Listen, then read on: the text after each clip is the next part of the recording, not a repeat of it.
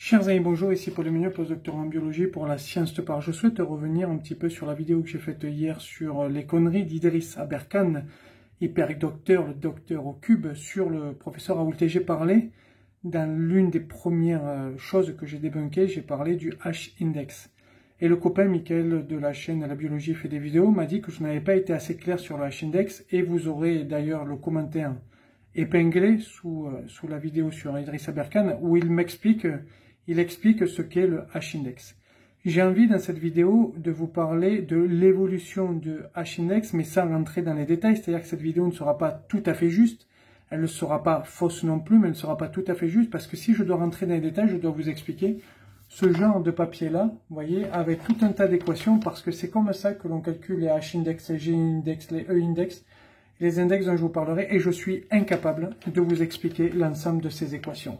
Parce que lorsque l'on fait des métriques en sciences, ce sont des mathématiciens, ce sont des physiciens, ce sont des informaticiens qui s'y collent pour inventer ces métriques, pour les mettre à jour, et ces gens-là ensuite vont travailler avec des publishers, parce que le travail du publisher, c'est aussi de mettre ces métriques à jour et de regarder quels sont les paramètres qui doivent être pris en compte. C'est le boulot des publishers de ranger les scientifiques selon leurs compétences, de ranger les impact factors, par exemple, de journaux, etc. Et donc, ça évolue d'année en année. Je veux juste vous donner un aperçu de l'évolution depuis 2005, où il y a la création du H-index. Je précise ici qu'il y a eu cette année une augmentation de tous les impact factors de journaux. Pourquoi? Parce que la méthodologie de calcul de l'impact factor des journaux a changé en 2020. C'est-à-dire que la façon dont on calculait l'impact factor des journaux en 2018-2019, aujourd'hui, est obsolète. Et la façon dont on calculait le H-index en 2005 est obsolète aujourd'hui. Et lorsque l'on parle à des chercheurs, on a toujours la définition de 2005. Je souhaite juste donc vous donner un aperçu des raisonnements qu'il y a eu pour faire évoluer le H-index. Mais revenons d'ailleurs au H-index 2005, donc c'est Hirsch qui publie un texte, un index to quantify an individual scientific research output. Donc c'est la première fois où l'on a la volonté d'avoir un seul métrique pour regarder la qualité scientifique d'un chercheur. Et qu'est-ce qu'il nous dit? Lui, il nous dit, finalement, les recherches des récipiendaires des prix Nobel sont connues, mais pas les recherches des autres. C'est-à-dire, on connaît la qualité des nobelisables et des nobelisés, mais les autres chercheurs, finalement, ne la connaissent pas. Il y a énormément de paramètres qui doivent être pris en compte et chacun calcule un peu ce qu'il veut. Alors lui, qu'est-ce qu'il va prendre en compte pour le H-index? Il nous le dit, il y a plusieurs critères qui sont pris en compte. Le nombre total de papiers, je dis bien total de papiers, c'est là où Aberkane raconte un peu n'importe quoi. Le nombre total de citations, je dis bien total, et c'est là aussi où Aberkane raconte n'importe quoi. Le nombre de citations par papier et le nombre de papiers dans de bons journaux, plus les citations de ces papiers. Et là, on va avoir le H-index. Alors, encore une fois, je vous passe sur les calculs, parce que c'est quand même des équations toujours pareilles de ce type-là. Je vous passe sur les calculs. Mais en définition simple, on range les articles par ordre décroissant. On a une valeur R, c'est le rang R. Et le H-index du chercheur est le rang R le plus élevé, tel que tous ces papiers qui sont au-dessus ont un R au moins égal au H-index. C'est-à-dire que le H-index est le nombre maximal de papiers qui ont au moins le même nombre de citations. D'accord, ça c'est la définition de 2005. Et je vous ai dit les paramètres qui sont pris en compte. Je précise qu'aujourd'hui on est en 2022. Il existe en réalité 4 H-index par scientifique parce qu'il y a 4 entités qui le calculent. Vous avez Google Scholar, qui est un peu de la merde, il faut quand même le dire, qui est un peu, excusez-moi, Google Scholar, c'est un peu le classement scientifique pour les nuls, quoi. Vous avez ResearchGate, vous avez Scopus et vous avez Clarivate. Il faut savoir que les éditeurs ne prennent en compte que ce que dit Scopus. Pourquoi? Parce que Clarivate, alors là, ça n'est pas dans l'évolution du H-index tel que je vais vous le dire, mais la question, c'est de savoir qu'est-ce qu'une publication. Clarivate va prendre l'ensemble des publications, y compris les abstracts qui sont publiés dans les journaux. Alors que Scopus ne va pas prendre ces abstracts, parce que Scopus, et je vous l'ai dit hier dans la vidéo, il ne va prendre en compte que les articles qui sont publiés dans des journaux qui ont un impact factor. Donc, si vous prenez les abstracts qui sont publiés, donc des abstracts de congrès qui sont publiés dans les journaux, qui peuvent être cités dans des revues notamment, moi qui ai écrit une revue il n'y a pas longtemps, j'ai fini lundi à dire vrai, j'ai cité à un moment donné un abstract d'un congrès parce que les papiers n'est pas encore sorti et qu'on considère que c'est quand même valide, mais ça ne doit pas être pris en compte dans le H-index et Scopus ne le prend pas en compte. C'est pour ça que je vous ai dit, on ne prend en compte qu'ils ne prennent en compte que les journaux que les articles des journaux qui ont un impact factor. Et si vous regardez par exemple les 3500 papiers de Raoult, si vous enlevez toutes ces communications et tous les abstracts dans les congrès, vous obtenez, et ça c'est ce que vous trouvez sur PubMed, 1549 papiers. 1549 papiers. Et vous voyez que si vous faites le H-index sur 1549 ou sur 3500, eh bien vous aurez des H-index complètement différents. Vous pouvez aller du simple au quadruple. Moi, par exemple, je vous le dis, sur Scopus, je suis à 3, sur ResearchGate, je suis à 12. Donc 4 fois plus. C'est complètement aberrant. Donc ça dépend de ce qui est pris en compte. Donc les éditeurs prennent sur Scopus. Là, c'était une petite parenthèse pour vous montrer déjà que le H-index en lui-même, comme on parle de papier et de citation de papier, tout dépend de ce que l'on appelle un papier. Et tout le monde n'aura pas la même définition du papier. Donc déjà, le calcul du H-index, on a ce point-là. En 2006, vous avez Léo Edge, qui est un Belge, qui propose le G-index. Le G-index, pourquoi? Lui, ce qu'il nous dit finalement, le H-index, vous classez les journaux, puis vous avez les papiers, ceux qui ont le plus haut potentiel, ceux qui sont le plus cités, à un certain moment, ils ne servent plus dans le calcul du H-index. C'est-à-dire que comme tous les papiers dessous seront beaucoup moins cités, surtout si l'auteur n'écrit plus de papier depuis 1 an ou 2, sont moins cités, donc ces papiers, même si ils sont multipliés, comme c'est au moins, même si le nombre de citations est multiplié, comme le H-index est pris sur au moins ces citations-là, c'est-à-dire au moins le dernier papier avec le nombre maximal de citations, ceux qui ont le plus de citations ne sont plus pris en compte à partir d'un certain moment. Et donc lui, il va créer le G-index qui dit qu'il faut qu'on prenne en compte impérativement ces papiers-là, et donc il va revoir les calculs du H-index pour prendre en compte le G-index.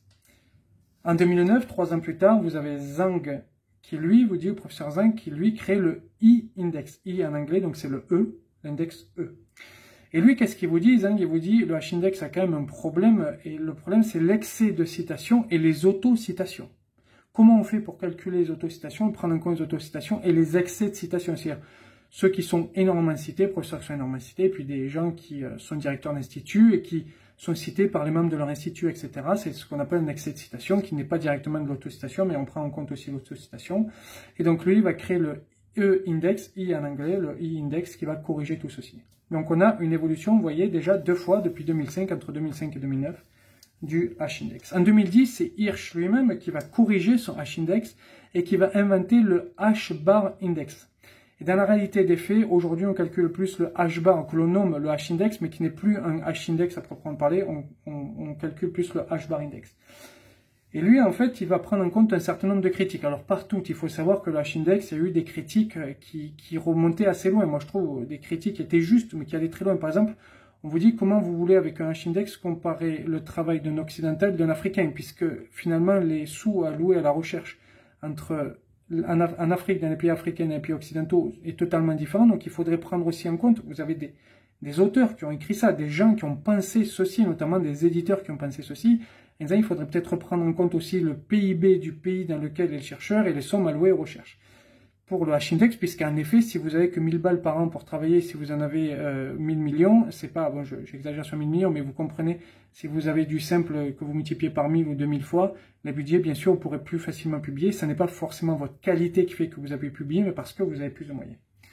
Bref, en 2010, Hirsch, je disais, donc l'inventeur du H-index, lui, il va prendre en compte un certain nombre de critiques, et surtout, ce qu'il va prendre en compte, c'est la contribution réelle des auteurs. C'est-à-dire que Hirsch dit, c'est vrai, sur un papier, par exemple, si vous avez 10 auteurs, le papier va servir de manière équivalente au H-index de ces 10 auteurs, alors qu'ils n'ont pas travaillé, pareillement, sur le papier. Donc, il est à prendre en compte ça.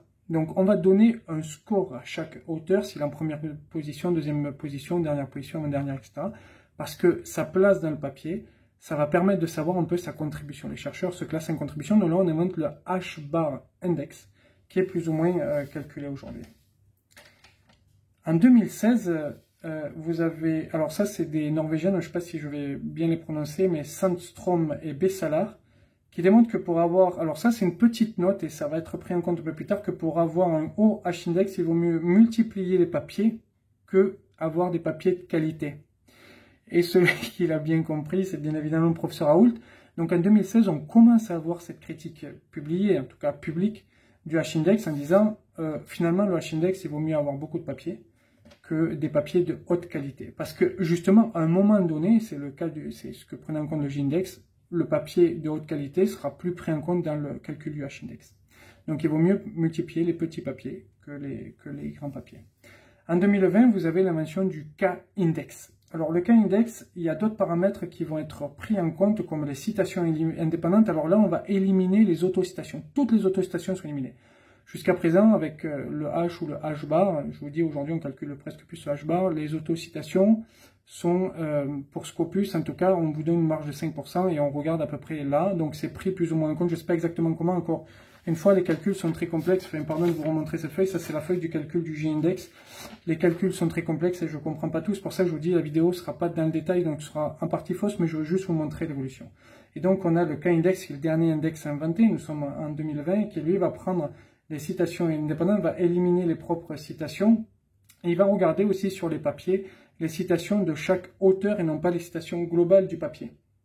Et ceci va permettre quoi? En fait, ceci va permettre de comparer les chercheurs par âge et par thème de recherche. Parce que bien sûr, si vous avez un auteur, souvent on cite les papiers par rapport au professeur qui l'a écrit ou quoi, parce qu'on connaît, on a confiance au professeur, etc. Et des jeunes auteurs vont être défavorisés par rapport à H-index. Alors qu'avec le K-index, en fait, comme on va prendre en compte aussi cet historique de publication de chacun des auteurs, ça va permettre de les classer aussi par âge et par thème de recherche, parce que certains thèmes de recherche sont plus cités que d'autres. Ça va être classé aussi par âge. Donc le K-index, je trouve que c'est quelque chose de peut-être de plus favorable, mais de beaucoup plus complexe à calculer, mais de beaucoup plus favorable parce que on va pas être en compétition avec des gens plus âgés que nous, etc. Ça sera toujours dans une même intervalle d'âge, etc. Donc c'est ce qu'on appelle la citation indépendante et les citations partielles, donc citation partielle par auteur. Donc on va regarder, on va diviser un peu le papier en regardant les citations partielles de chaque auteur et avec les citations indépendantes. Donc là on élimine dans le K-index toutes les autocitations. Certains auteurs vont dire que ça n'est pas normal d'éliminer les autocitations parce que, encore une fois, quand vous êtes sur une thématique, par exemple, vous êtes sur le diabète, vous allez dire on a découvert que dans un papier précédent, puis là on va plus loin dans la manip, donc par rapport à, voilà. Mais aucun index n'est parfait, mais tout ça pour dire que le H-index tel qu'il est défini depuis 2005 et tel que les chercheurs le voient n'existe plus en tant que tel. Il y a eu tellement en fait de paramètres qui ont été pris en compte derrière, il y a eu tellement de choses qui ont été notées sur des dérives aussi, sur des paramètres qui avaient été oubliés, qu'on ne calcule pas à proprement parler le H-index, mais plutôt le H-bar index. Et là, peut-être que d'ici un an ou deux, on calculera le K-index. Pourtant, on appellera, je sais, toujours ça le H-index parce qu'il y a des évolutions. Donc, vous voyez que c'est pris en compte. Et encore une fois, il y a, selon qui calcule le H-index, comme la définition même de publication n'est pas forcément la même pour tous, alors vous aurez des écarts de H-index qui peuvent être énormes. Voilà, je vous remercie d'avoir écouté cette vidéo. C'était un complément par rapport à la vidéo précédente. Et vous voyez que Roussel, dont j'avais parlé l'an dernier, qui nous parlait du H-index et Aberkan n'ont strictement rien compris. Ils ne voient pas l'évolution parce qu'ils ne sont pas dans le monde de la recherche et toutes les critiques qui peuvent être faites là-dessus. Je voulais juste vous rappeler ceci. N'oubliez pas de commenter la vidéo, de la partager si vous l'avez trouvée intéressante. Elle est un peu technique et elle va être moins populaire, je le sais, mais je voulais parler de ça.